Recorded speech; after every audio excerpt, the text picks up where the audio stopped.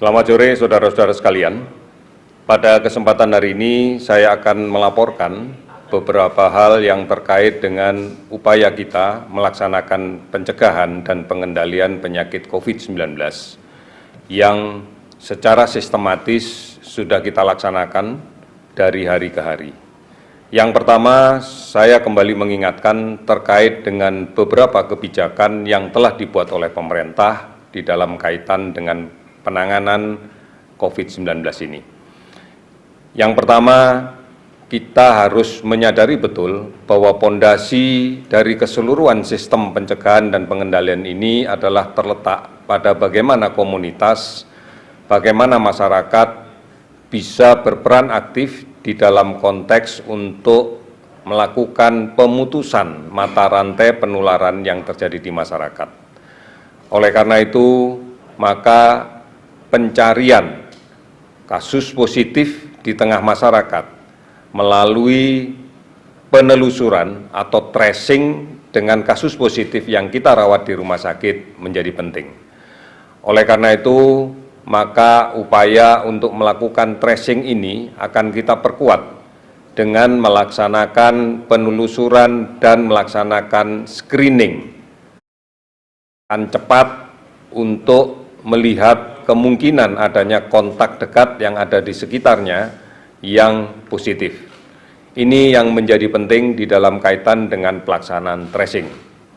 Kemudian yang kedua, melaksanakan perawatan bagi kasus positif yang kita temukan atau kasus yang diduga positif kita temukan, baik perawatan itu dilaksanakan secara mandiri melalui isolasi diri maupun isolasi di rumah sakit.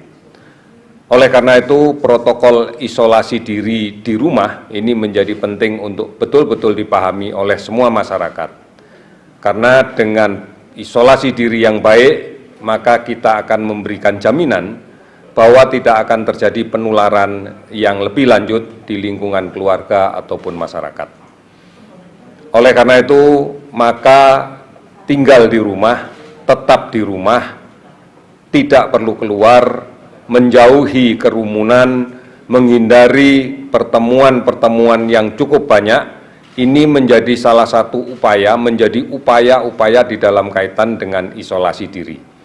Tinggal di rumah, gunakan masker, jarak kontak dengan anggota keluarga yang lain tidak boleh kurang dari 1 atau 1,5 meter, kemudian aktivitas makan menggunakan alat yang tersendiri dan tidak makan bersama-sama pada satu waktu yang sama dan tempat yang sama dengan keluarga lain yang sehat. Ini adalah bagian dari isolasi diri. Di samping siapapun yang melaksanakan isolasi diri diwajibkan untuk melaksanakan monitoring diri. Artinya segera amati kondisi tubuhnya, apabila panas, apabila menjadi semakin batuk, apabila kemudian disertai dengan sesak, maka segera hubungi layanan kesehatan yang terdekat. Apabila kemudian isolasi diri tidak mampu dilaksanakan, maka harus dilaksanakan isolasi rumah sakit. Rumah sakit yang berada di sekitar kita sekalian sudah ada yang disiapkan untuk menjadi rumah sakit untuk perawatan COVID-19. Oleh karena itu, tentunya ada indikasi-indikasi tertentu di dalam kaitan dengan rawatan di rumah sakit, yaitu yang tidak mampu merawat diri di rumah, atau adanya komplikasi, atau adanya penyulit, atau adanya faktor penyakit-penyakit kronis lain yang mendahului, ini akan menjadi penting untuk dilakukan rawatan secara intensif. Inilah sebabnya maka kita menyiapkan rumah sakit, dan banyak sekali rumah sakit yang berpartisipasi, bukan hanya rumah sakit pemerintah, bukan hanya rumah sakit TNI, Polri, rumah sakit BUMN, tetapi rumah sakit swasta pun banyak yang mendedikasikan untuk merawat COVID-19 ini. Inilah yang menjadi penting. Di dalam kaitan dengan menyiapkan kondisi rumah sakit, sudah barang tentu peralatan, khususnya APD, menjadi bagian penting bagi tenaga kesehatan yang melaksanakan kegiatan rawatan.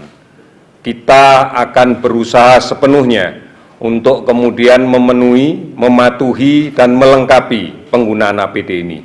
Sudah barang tentu ada SOP standar tentang siapa yang harus menggunakan APD, siapa yang tidak perlu menggunakan APD. Ini menjadi penting. Oleh karena itu, saudara-saudara sekalian, maka basis pondasi yang paling kuat adalah bagaimana mengimplementasikan pola hidup bersih dan sehat di tengah kehidupan kita sehari-hari. Ada satu kunci yang paling penting yang harus kita lakukan di samping menjaga jarak di dalam kaitan interaksi sosial adalah mencuci tangan. Mencuci tangan dengan menggunakan sabun sebelum makan, sebelum minum, sebelum menyentuh mulut, sebelum menyentuh hidung, sebelum menyentuh mata.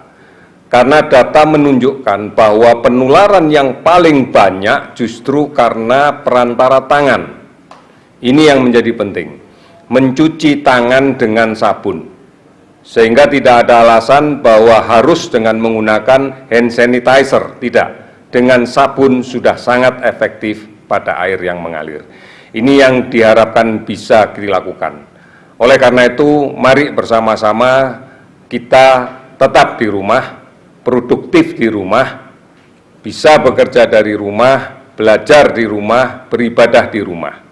Manakala kemudian mendapatkan informasi atau membutuhkan berita yang lebih penting, yang lebih benar dan aktual terkait dengan virus COVID ini, silakan.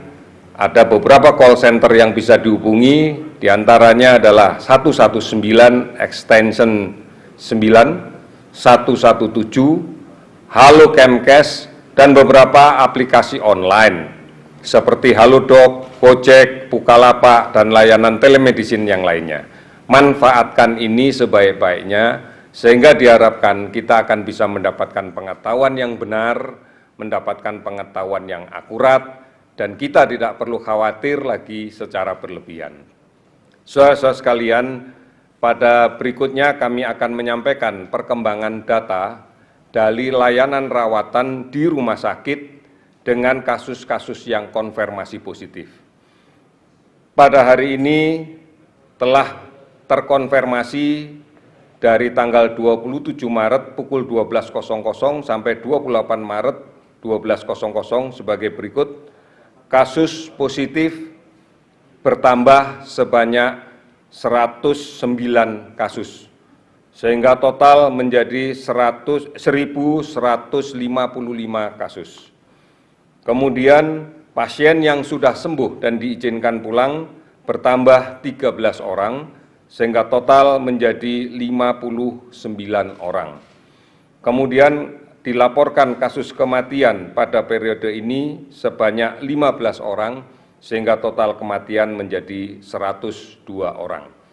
Oleh karena itu, kita masih memprihatinkan kondisi ini karena terbukti bahwa penularan masih terjadi, bahwa kasus positif masih berada di tengah-tengah masyarakat, bahwa kontak dekat masih terjadi, bahwa kebiasaan mencuci tangan dengan menggunakan sabun masih belum dimaksimalkan. Oleh karena itu, harapan kita, mari bersama-sama, yang pertama, jaga jarak kontak fisik dengan siapapun, bukan hanya di kantor, di luar, tetapi juga di rumah.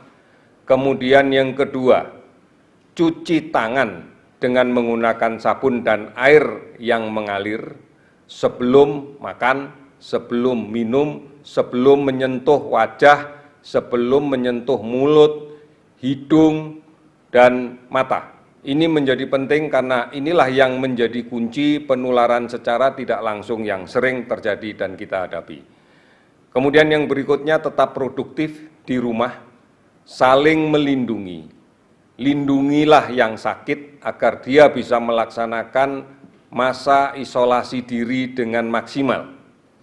Lindungilah yang sehat agar tidak terkena penyakit ini. Kita berkomitmen bersama, mari yang sehat dijaga tetap sehat, yang mulai sakit-sakitan kita jaga supaya segera dia bisa kita sembuhkan dan tidak menularkan ke orang lain. kemudian yang betul-betul sakit di rumah sakit, mari kita doakan, kita jaga, dan kita kemudian layani sebaik-baiknya agar bisa sembuh seperti sedia kala. Kita harus bekerja bersama, ini masalah kita bersama, membutuhkan peran aktif semuanya. Ini yang akan saya sampaikan pada hari ini, beberapa hal mudah-mudahan kita bisa menghadapi situasi yang sulit ini bersama-sama. Yakinlah bahwa pemerintah akan bekerja sungguh-sungguh, bekerja dengan sepenuh hati untuk bersama-sama masyarakat mengatasi COVID-19 ini.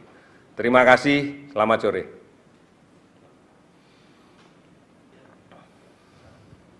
Terima kasih sudah nonton.